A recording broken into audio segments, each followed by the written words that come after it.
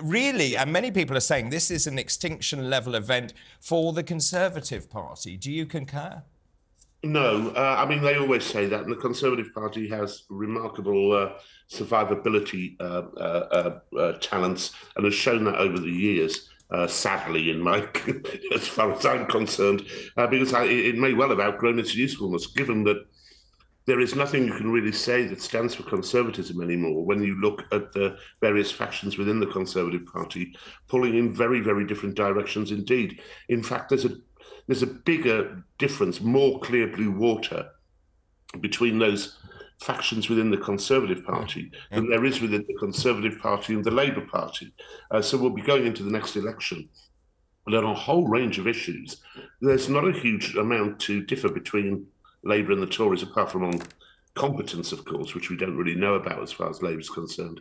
But within the Conservative Party, no agreement at all on a whole host of things, from Gaza, from minimum wage, from wokery, from funding the armed services, from taxation, no agreement whatsoever. So I don't think it is an extinction event. We always say that, and it always turns out not to be true, much as we said it about the Labour Party in 2019. These big parties, because it's first past the post, it's very difficult to beat them, and so they come back. And that's a brilliant point about first past the post, because many people are saying with the rise of other parties, and you're seeing, depending on the poll you're looking at, say YouGov is putting parties like Reform at 16%, but it is first past the post. It favours those two main parties, doesn't it? It does, and it's shocking. And it means we never get real change in the country, because both parties aim for that small band of voters who are crucial to winning an election. The Greens have been serially underrepresented in British politics for 30 years now, and we should have more Green MPs. Similarly, if UKIP were underrepresented, and if Reform does get 15-16%, and I suspect that in a general election that will halve roughly. I may be wrong about that, but that's what we saw in by-elections. And that's because people think they can't win an election with Reform. If they don't get representation in Parliament, which even 15 or 16% wouldn't happen, they wouldn't get representation, that would be a scandal.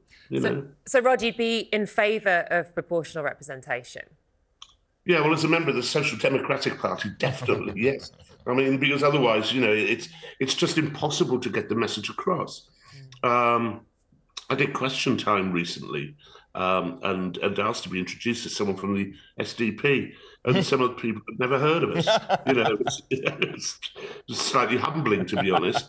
But they hadn't heard of us because there's just no facility, unless you've got vast amounts of money, to get any form of cut-through. Rod, we've got to ask you your opinion on this Labour flag row. It's been hit with some criticism, some patriotic criticism, because some party MPs have allegedly suggested that the Union Jack not be included in campaign literature and leaflets in the run-up to the general election. What's your take on that? Well, it's one of the things Sir Keir Starmer's done, isn't it, which is since 2019, and he identified rightly that the reason people didn't want to vote for Jeremy Corbyn was his total, utter lack of patriotism, and indeed his identification with any repulsive authoritarian government which opposes Great Britain. It was that lack of patriotism which really cost the Labour Party badly in 2019. And so Sir Keir Starmer has been cloaking himself in the Union Jack at every available opportunity. The problem he has is that there are many constituencies in the country where too close an identification with the Union Jack counts against it. So I think it's a problem for them. I mean, certainly, Rob... Sorry, go on. I was just going to say that certainly this morning there's an article saying that, in fact, because of the stance with Gaza as well, the role of the Union flag as well, whether he will lose something like 40% of his Muslim vote, that would be a major problem for Labour. I think he's likely to lose more than that. It depends what George Galloway decides to do. If George is going to sort of put candidates up in every seat where there's either a Muslim majority or a very large Muslim minority, then that is enormous trouble for Sir Keir Starmer, much as will be over the next 6 months. Sir Keir Starmer's attempts to deal with people who think that the Union Jack is far right, as some Labour Party morons have been saying over the weekend. It's not. It's just our national flag. No, of course, but it's with flag. A flag is a symbol at the end of the day, and symbols mean different things to everybody. So, for example, no, this doesn't.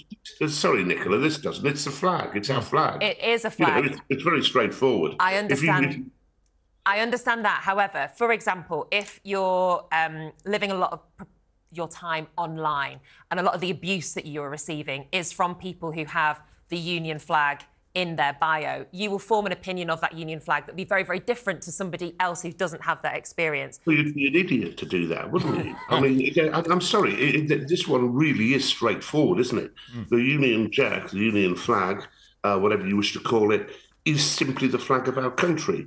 And a country is in real trouble when a section of the population believes that that flag is, as modern parlance has it, toxic. But, but the flag is co-opted by the far right. No, it's not. The far right it's not. I mean, it's an absurdity. I mean, the St George's flag is more usually co-opted by far-right groups, not the Union Jack, because most of the far-right groups don't have much time for Scotland, Wales and Northern Ireland. But you cannot say simply because someone you don't like waves the Union Jack that the Union Jack is associated with the far right. You know, the Union Jack should be associated with people. Well, the Pride flag is certainly not associated with the far right. Rod, let's just talk about let's talk about the St George's flag, because this was Emily Thornberry's undoing, wasn't it, when she poo-pooed the idea that someone might deign to fly the flag of St George, which is the national flag.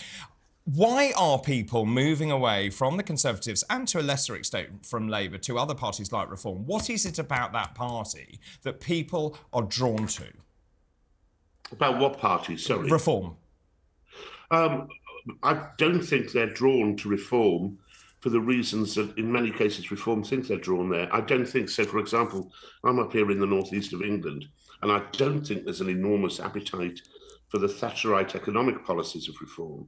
But undoubtedly on two of the other big issues, immigration, migration, and to a degree, the progressive wokery stuff, Reform chimes with an awful lot of people, much as it would do over this row over the flag, you know. But they're not far right, they're Thatcherite, and have done a very, very good job of getting support up around the country.